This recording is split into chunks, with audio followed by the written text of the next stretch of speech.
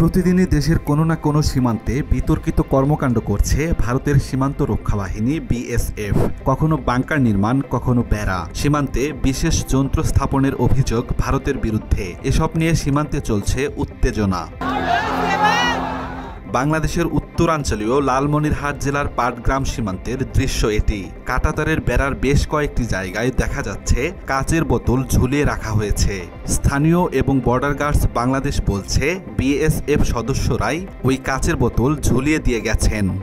হঠাৎ করে দেখতেছি আজকে আবার বোতল টাঙাই দিয়েছি জায়গায় জায়গায়, কিন্তু এই বোতল দেওয়ার কারণে কিন্তু আমরা এই বর্ডারের বাসিন্দারা আমরা সবাই কিন্তু আতঙ্কে আছি। এই বোতলের মধ্যে অ্যাসিড থাকতে পারে, আরও বিভিন্ন রকমের জিনিস থাকতে পারে। এই সূর্যের তাপত এই বোতল যদি বাষ্ট হয়, কত লোকজন মারাও যাইতে পারে। এসব ঘটনার মধ্যেই গত শনিবার চাঁপাইনবাবগঞ্জ সীমান্তে সংঘর্ষে ৩ বাংলাদেশি আহত হয়। জেলার কালীগঞ্জ উপজেলার বিনোদপুর ইউনিয়নে বাংলাদেশের সীমান্তের ভেতরে গাছ কাটাকে কেন্দ্র করে দুই দেশের নাগরিকদের মধ্যে সংঘর্ষ হয়। ভারতীয়রা বাংলাদেশ সীমানায় ঢুকে বেশ কয়েকটি আম গাছ কেটে ফেলে। ইউনিয়নের চৌকা এবং কিরণগঞ্জ বিজিবি সীমান্ত ফাঁড়ির মধ্যবর্তী এলাকায় এই সংঘর্ষ হয়। ভারতের নাগরিকদের পক্ষ থেকে বোমা বিস্ফোরণ ও সাউন্ড গ্রেনেড ছোড়া হয়।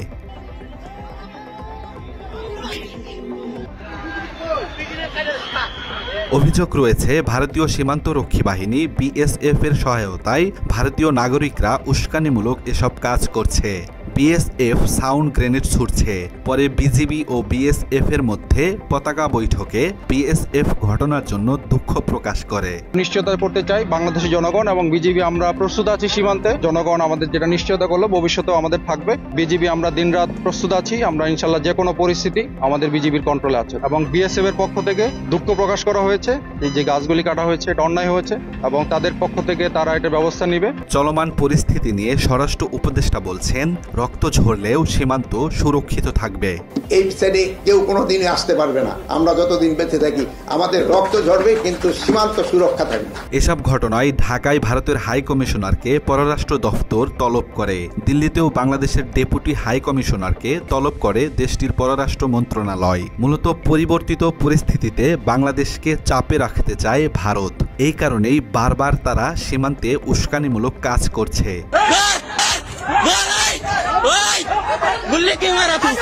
বিশ্লেষকদের মতে হাসিনার পতনে ক্ষুব্ধ হয়ে সীমান্ত উত্তপ্ত রাখতে চায় ভারত। দিল্লি চাইছে বাংলাদেশ সরকার সীমান্ত নিয়ে বেশি ব্যস্ত থাকবে, ফলে অভ্যন্তরীণ আইন শৃঙ্খলা সহ অন্য বিষয়ে কম নজর দিতে পারবে। বাংলাদেশে রাজনৈতিক অস্থিরতা তৈরি করতেই ভারত এসব ষড়যন্ত্র করছে বলে মনে করেন আন্তর্জাতিক বিশ্লেষকরা। The Indian government had backed Sheikh Hasina, who was becoming increasingly unpopular because of her repression, is something that the Bangladeshis still feel bad about. Bharat তাদের সীমান্তে চীন ও পাকিস্তানের কাছে নমনীয়, তবে বাংলাদেশের সঙ্গে বরাবরই আক্রমণাত্মক ও কঠোর। নিরাপত্তা বিশ্লেষকদের মতে সীমান্ত সুরক্ষায় পাকিস্তানের কৌশল অবলম্বন করা যেতে পারে। और अगर जरूरत पड़ी तो we can take this battle into the enemy's territory. তবে স্বস্তির বিষয়, ভারতের এসব ষড়যন্ত্র স্থানীয়দের সঙ্গে নিয়েই মোকাবেলা করতে সক্ষম হচ্ছে বাংলাদেশের সীমান্ত রক্ষা বাহিনী বিজিবি। মাত্র 30% টাকায় জমির মালিক হয়ে নতুন বাংলাদেশের গড়ে তোলার স্বপ্ন দেখা বাংলা বসতি।